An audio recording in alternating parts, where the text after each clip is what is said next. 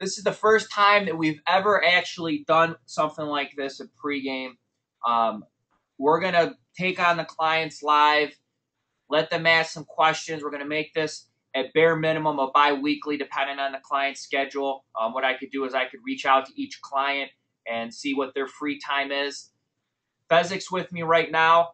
What I'm going to do is for those who are plugged into audio, either through their computer or through their phone, what we're going to do is I'm going to let everybody come on live one at a time. You're going to let me know either if you want to use your first name or your pregame username. I'm going to leave that up to you. If you just want to listen in, you can say, JD, I'm here just to listen. That's fine. I'll put you on mute. I'm going to make a short list of everybody's name, and I'm just going to go one by one, almost like a snake draft of fantasy football. Because I'm going to go one by one with any questions you have. Me and Fez are going to do our best to answer them, and then we're going to start over. We got a max time of 30 minutes. So with that being said, give me about 30 seconds. I'm going to unmute a bunch of people. In the event that you don't want to participate or it's not your turn, just do me a favor and just mute your phone or your computer. So I got some names up here. So I'm going to say the first name, Inigo. Is that how you say it? Yeah, that's how you say it, brother. Yes. Okay, there we go. You're going to be number one on my list when we get to the questions. Jarrett, are you going to participate or are you just going to listen in, my man? I'm just going to listen in today, Johnny. Okay, Jared, I'm going to put you on mute. Give me 1 second. Jeremy, you there? Jeremy. We'll get back to Jeremy. Sounds like he's typing. Jordan, you with me? Yeah, I'm here. All right, Jordan, are you going to be asking questions or are you just going to listen in? I just got one question, so okay. After that. All right, so I'm going to get you next after that. Give me 1 second. And Scott, questions or are you just going to listen in?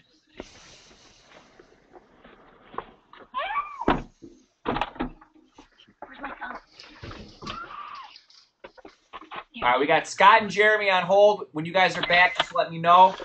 I'm here. All right, is that Jeremy or is that Scott? Jeremy. Jeremy, are you going to listen in or do you have some questions for Fezzik? I'm just going to listen. You guys are a bunch of wussies. You get to be out here. No one's asking. This will be a quick thing. No, all right. I'll ask one question. Leave me on. All right, I'll put you up there. Scott, you with me? All right, we'll get back to Scott. All right, Inigo, you're going to go first. I got Fezzik on the horn. Bet like a pro. What I want to do right now is let's pull up the screen and then everyone can see this. This is the full record when we started. For the people that are going to be watching this on playback, essentially what happened is when we went live initially, we didn't know when our first customer was going to come in. We had to make sure the system was working. So Fezzik was actually tweeting out plays, or I should say texting, before we even had any clients. My man Totally Tickets was technically our first client, and everything is logged. And one of the things, it's funny, I see a lot of these forums and people will come on there and they'll say, oh, there's no clients, they're never going to show the picks, there's no way he's winning. And, I update every single day, and I want to have these conference calls mainly for the people that are hesitant about the program, but also for you guys because you're spending $1,000 a month. You email me, my door's always open, but to have Fezzik here to answer questions, I think just adds to the program itself. So, Inigo, I'm going to go first to you. Do you have a question for Fezzik? I do. More than a question, I would like to really point out how humble and how nice it is to have finally a capper that really has the connections and really bets himself. It's just really a good experience to have someone humble in the program, not just touting all the time. And I would like to ask Fezzik, how does it really work with him and his network of cappers? Is he really trading his NFL picks for their basketball expertise, or how does it really work in Vegas within sharing advice on games? Real quick, Fez, before you jump in, just to let you know, you want to be nice because Inigo actually runs some of the higher end clubs in New York City. So yeah. Nothing personal against the other Bet Like a Pro guys, but he's one of my favorites. So whenever I go to New York City with the old lady, I'm definitely going to have to freeload. So Fezzik, did you hear the question or do you want him to repeat it?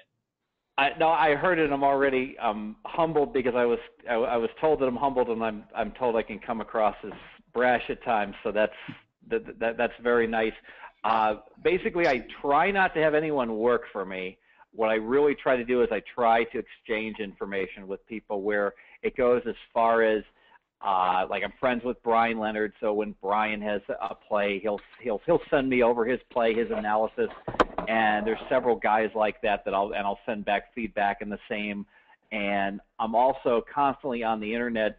I don't really want to go into everybody that I follow either on Twitter or that has publicly available information. I buy some guys' picks as well. I don't mind saying that, and even some guys at pregame, and I put it all together.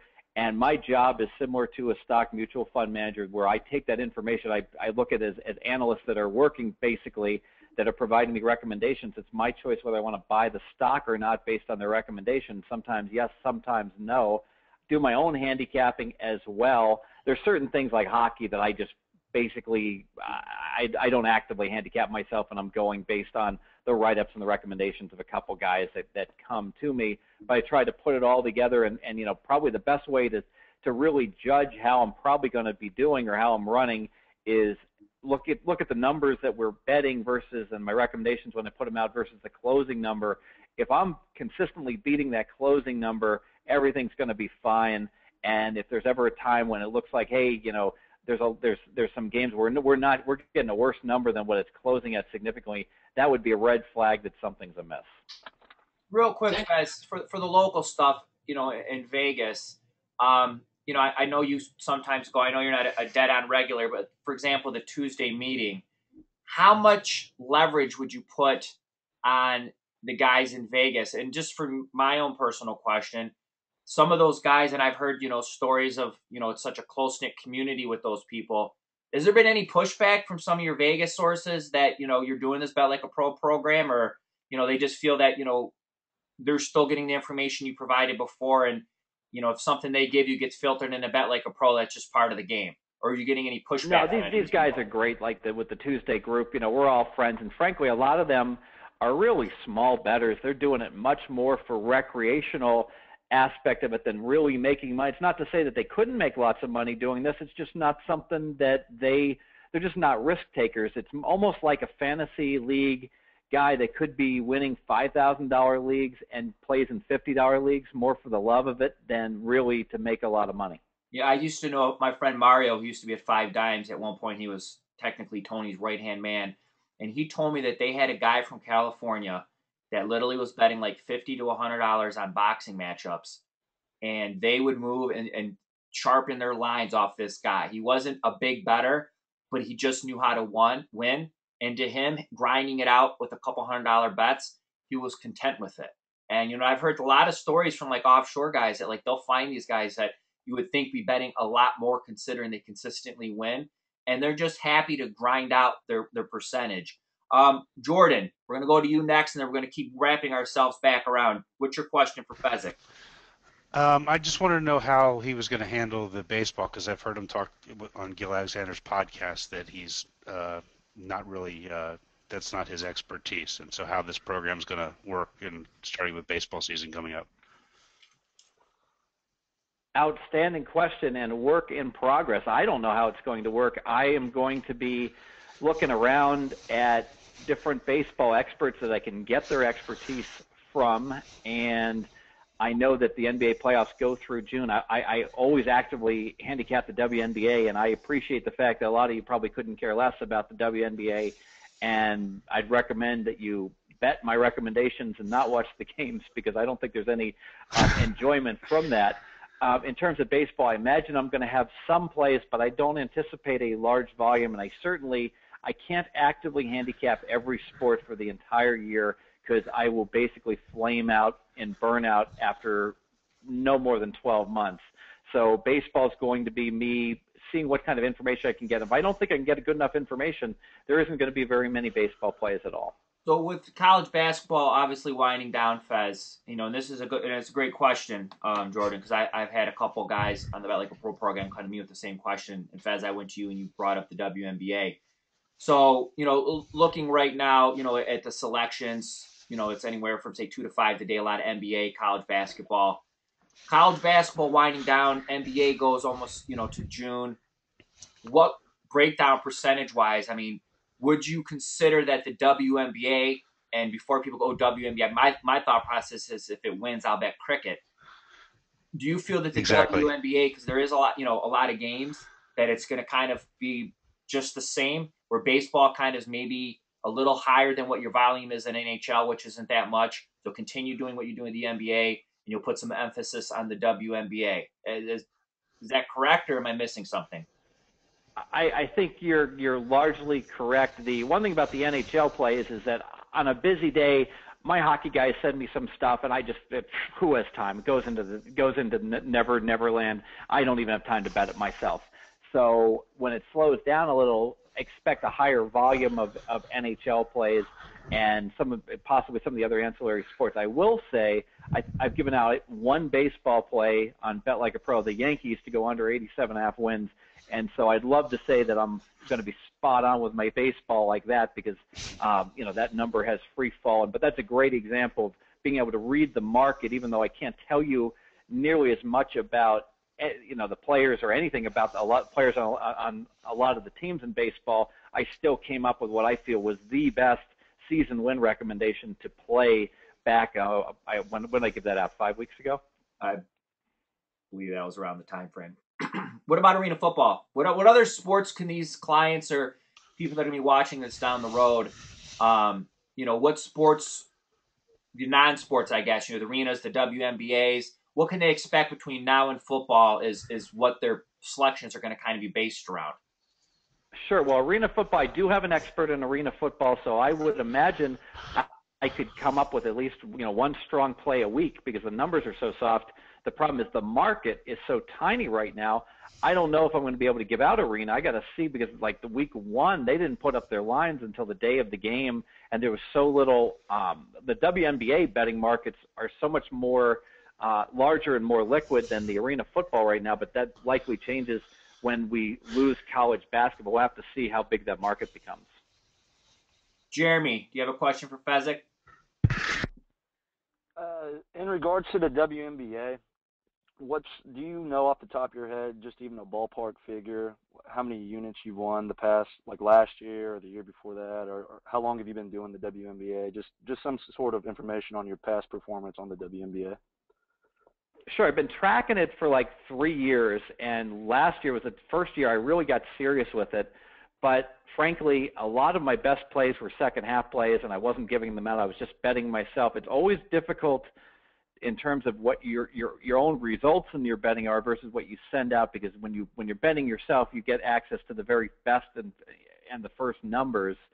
But I will say that I'm very confident about the WNBA, and one thing is most of the plays that I've been sending, I would say, like 85% have been, pre-flop plays. Now, as the volume, when I say pre-flop, that's before the game tips off. When the volume of games goes down, expect me to be more actively watching games and giving out more second half plays. And anyone who's been aboard can see that I'm just absolutely deadly when I'm on my second half plays. Yeah, I had a new client yesterday, and we went through the grid because I didn't know off the top of my head. And I think in March you're like 13-2 or 12-2 on your second half selections. Let me address the weightings on the second half plays. I almost always make the second half plays one weights. And the reason I do that is I know you guys are busy, you've got businesses to run, and you're doing your best to get down, and it's perfectly fine. You should just assume you're going to miss some plays. I mean, you just have to be. If you're in the shower or something, you're going to miss a second half play, and it's fine. The natural paranoia is like, oh my God, every play I miss, he wins. But it's not going to break that way. But I recognize that if the plays you're most likely to miss are second half plays, and I hate to throw a 3-weight up or a 2-weight on something that you're going to wind up missing out on. So on your personal betting, you might want to bet them a little bit, maybe it's 1.5 units instead of 1 unit. The reason I'm not weighting them more is I recognize they're so much more difficult to get down on. So going into so you're basically saying going into the upcoming, I guess, transition is even looking at this grid, there's not a lot of second halves. You're saying that there's the potential that there will be more second halves. Is that true? unquestionably, because I am swamped going through handicapping the card on a lot of games.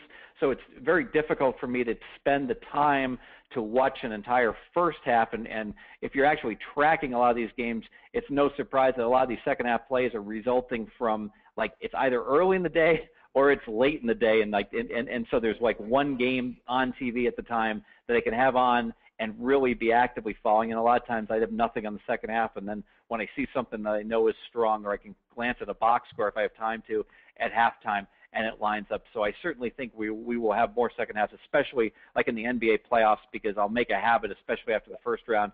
I'll probably be watching almost every NBA singleton playoff game on TV as it goes on. Before we start doing the snake draft and go back to the beginning again, just a quick question. I know this is something that's come up, and I tell people when we do the call, got to be realistic about expectations. Is we couldn't have hoped for a better start to the program. You know what I mean? This doesn't work if you don't win. People get a refund. If it's not winning, people aren't going to re-up. There are going to be losing months, and there are going to be losing stretches. And don't go into any game anticipating to lose. Do you have an estimate per month that you feel comfortable saying over 12 months the average is going to be for a client, or do you not even feel comfortable even saying that? Because that's one question I get a lot. And I say, I can't really answer that because I don't look at it as a 1 month period. I look at it as an ongoing process. You're going to make money. Do you have a better answer than I've been giving? Because this one-on-one is also for me. Because I talk to it's an answer that no one wants to hear, but it really is true, is that there's enormous variance in this. The best example I can give is that if you go all in poker pre-flop and you've got pocket jacks against an ace-king, and what is that, like a 56.5% play? They consider that to be a coin flip. In sports betting, they consider that to be the stone cold nuts. Right. So you could do that 100 times, and you could go 62 and 38, and you could also go 47 and 53, and that's just the variance gods that are, striking. So I'd love to say, hey, we're just going to roll along and make, 8 units a month, but the truth is we're going to win 20 one month, and we're going to lose 10 another month, and that's just, the nature of the beast. Now I can try to control that variance as best I can by trying to find really, really good plays that we can get at, oftentimes early on the betting markets. Like we have one tonight, and it looks like it's going to lose so far, the Boston-Cleveland over, but we got in on over 95. It closes 97.5, and it looks very bad right now. But that's an example of when you beat the market by 2.5 points, you can't ask for much more. All right, we're going to start back in the beginning. And Ego, do you have any further questions for Fezzik? And, be open, because this is one of the things is we're using this to fine-tune. And, this is something new for this industry. And it's a learning process for us, too. So do you have any further questions?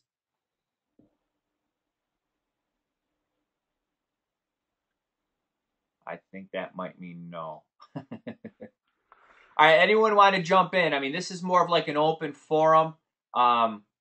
Like I said, this is the first thing for me and Fezzik. So it's kind of a learning process. So I'm interested in whatever feedback you guys have, suggestions. How about this? Is there any issues that anybody has with the program, either getting the text messages, numbers not being available? Is anybody getting bitched at by their locals as of yet? Is anyone getting their limits cut? Bueller. Hey, Johnny, I did want to bring up one thing, especially as football season approaches. There is going to be a situation, and I would never do this like when I'm selling a pick, but on Bet Like a Pro, I'm going to give out some recommendations early on in the week, and I am sure that there's going to be at least a few situations where I'm going to have to come back and say, guys, I'm sorry, you got to bet 2 units back in the other direction. Most common time for that would be a key injury occurs, or whether there might be a game in college football where I tell you to go play over 56, and I come back on Thursday night and I'm like, guys, you got to play under 55 for the same amount and get off your bet. A tropical storm's moving up the Gulf, and that sucks. But if that's what I'm doing in my own betting, I'm going to go ahead and tell you to do that. And there's going to be at least 1 or 2 games that you're going to have to lock up a loss, and I'm going to apologize for that, where you don't have a nice middle going. You actually have a reverse middle, and better to go ahead and take the hit on the vig and the small chance of getting middled than just being on what I feel is completely the wrong side. I've had my guys, Chris and Frank, and anyone who's seen the videos of pregame.tv I did with Frank, they won multiple Vegas contests. They move a lot of money. And during football season, I hear that a lot, that they have to turn around and buy games back, or it goes against them and they got to buy it back, and they're turn around and they have to buy a point and a half, and they're eating all that juice, but they really don't have a choice. But, that's just part of the game. Open question, first one to jump in. If no one responds, and we can go to a couple more questions I have for you guys, and then there's no reason to make this longer than it has to be. Is there anything that you guys would like to see how things are done now to be done differently, or is the way the plays come across easy to get, easy to bet, no issues? That's a good. Great. I think they're coming across fine. Okay. I mean, and that's one of the things with us is we just want to make sure. There's a lot of questions I had is, I'm not getting the lines, I'm not having enough time to bet. So everyone's having enough time to get the games in. You're not betting bad numbers. I have a question about a specific game. The Arizona game. Fez, do you think that the line's going to get back to 4? I don't see how it can, because I've got a confirmation from someone that I really, really respect, that's one of his strongest plays out there. And he tends to be, although he works independently, he tends to be able to be on top of these games much more than anyone else. And, one thing, it's painted 3.5 right now. And so if you didn't get the 4 and now you're looking to throw a bomb on it, what I always recommend to everyone in your own betting is that if the screen is painted a number and you have the ability to do so, just keep an eye on it really, really closely, especially at the sharpest books, which I would say, even if you don't have an account there at Grande or at Pinnacle, because they tend to be leading indicators. In Vegas, Cantor is a good example. And the second you see one of those books go to 3, and it might happen all at once, unfortunately, but sometimes they're the first one to go. As soon as you see 1-3 pop up, I would grab the 3.5 if you want to get down on more Arizona. But for now, I would wait, because you never can be absolutely certain. There is a heck of a lot of recreational public money in the markets, and sometimes that causes some really funky line moves I never would believe could happen. I remember the George Mason Michigan State game. They just kept betting the Spartans a few years ago, and that line went from like 4.5 up to 6, and I like George Mason at 4.5, and I just couldn't believe what was happening. Yeah, I mean, the only one I see 4 is at Bovado or Bodog or whatever it's called. You probably log in there and they'll give you the 3.5 because they deal dual lines. If you can log in. Yeah, no shit, right? That's an example of these little crap books too that you might want to find a cousin or an uncle or something. And if you're getting the sharp line at Bovado, these small bets can add up when you're getting extra points. It's not a bad idea to have like a small amount of funds in some of these smaller books, because it's nice to say I'm just going to throw, I'm just going to bomb away against these really solid books. But I can tell you that having access to really some rogue lines and get the right side and get ahead of the curve early on, that can really add up. I got kicked out of back in the day when I was middle, and got kicked out of Sports Interaction 3 times. Once under me, once under a friend, and once under a friend of mine. He went by the screen name Boxer Sports in the forums. I think he lived in New Jersey. He signed up for me. So yeah, I actually had the privilege of getting the boot 3 different times. So I know what you're saying. Fezzik, from you, like in terms of the program, like is there anything that you feel that you'd like to see done differently, or any thoughts on the program? Are you happy with this? Yeah, I think one thing I wanted to disclose to everyone is, I do a daily podcast, and folks have said, hey, you're giving that out to the public, and I'd really like to get that information also, and it's certainly out there for everyone. But and they're mentioning how well I've been doing with that, but I've been running better than God in terms of these opinions that I'm just throwing out, and that's just totally unsustainable. That won't continue. And a lot of those recommendations I'm making, that's like my first looks off the cuff without confirmations. It's early in the morning, and I've just been very, very fortunate with those plays. So rest assured, the stuff that you're getting is the stuff that I'm personally betting. And it's true, there is some stuff I'm betting that I'm not giving out, but that's only because I'm only betting it because I'm getting plus 11 on a game at win when the line is 10, and it's just not available. Right, and that's one of the things for the program is it has to be a readily available line. And, I've seen that too with a local or whatnot, where you're going to get a bad number. And, that can't go into the Bet Like a program, because if they can't get that 11, then it's not a number that, we could even use. Does anybody else have any questions? There are some issues. Real quick, Fez. I'll see if there's anything from the floor. Does anyone have anything? I have a question. More on the general side. If I could know maybe it's just the Vegas thing in general and the experience, but why do people go to Vegas to bet those Sweet 16s and Final Fours when they could just do it through their locals online? And I don't understand the whole travel there. I mean, I guess I don't really know why people do that as much. They get the party in Vegas. Because Vegas is fun. Yeah. I guess, It's hookers. Well, I can let you guys in on a little industry secret that if you really aren't betting like 5,000 a game, probably the best place to go to March Madness if you really want to win is, of all places, Reno, because Reno has a couple of independent books and they just get swamped with money on the favorites. So they have some casinos up there, the Atlantis and the Peppermill, where if you just stayed there every day, within 2 months they tell you not to play anymore. But that's if you really wanted access to some soft numbers like a Sports Interaction and you wanted to have a good time, instead of going to Vegas, maybe the clubs aren't quite the same, but you could still have a good time. One time you might want to go up to Reno. Plus the fact if there's any California teams, you could fade them because they're going to get so much California money from all the California people coming in. Yeah, like when the 49ers were in the playoffs, you got some real – in fact, that game against Atlanta that landed 4, that you could have gone ahead and won that game if you're up in Reno. I mean, just real quick, like personally for me, almost any time, unless it's an astronomical difference, like if you look at my Twitter, the photo I have of my Tigers feature is from the Hilton. I had someone bet it for me, and then I picked it up when I was out there.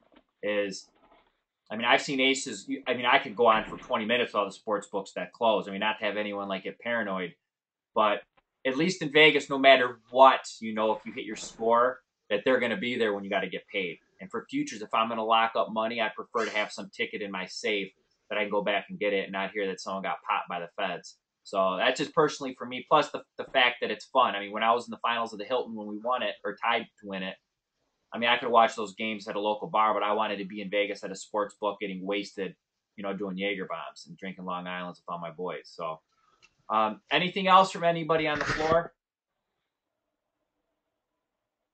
Bueller going once. Hey, Johnny, real quick. Yep. I will be sending out some stuff. I clearly always label it, hey, I got an opinion on this game, but it's not an official play. If you see that come over, usually I try to send those when it's like a slower day. I know you guys want to be making money. Here's a bet that I think has positive expectation, but I'm personally betting it way less than the other stuff. So you might want to bet like a third of a unit on that if you want to have some action. I hate to call it just an action bet. I'm not going to send it. I don't think it's advantageous, but I think your edge is real small on that. And every time I send one of those, I'll clearly label, not an official play. Any feedback, questions for everyone before we wrap up? All right, one question that you all got to at least say yay or nay real quick, and you can say in unison. I'm not going to go in order. Does this day and time for future conferences work, or is there a better day and time? I mean, it seems like we got, at least a decent portion of the Bet Like a Pro guys participate. Couple emailed and said they couldn't make it, but they, the day works for them. Is this a good day and time for most people? I would prefer not a Wednesday, but this time works. Yeah, this is great. Okay. It's fun. If no one else has anything to add, just, this is one of the things that we're going to want to do is my advice is have like a little notebook or, notepad on your screen or whatever it may be. When something comes up and for the next conference call, you don't want, you want to have it where you could ask Fez yourself and you don't want to have it filtered through me and maybe it gets lost in translation. We're going to want to keep doing these. I mean, you're spending $1,000 a month. It only works if Fezzik wins. And this is something that's catered around, you guys as the clients. So without further ado, I'm Johnny Detroit. He's Fezzik. This is the Bet Like a Pro. This is our first conference call. I want to thank everybody who partook. And that's going to do it. Thanks, guys. Great. Yes, thank you. It was great.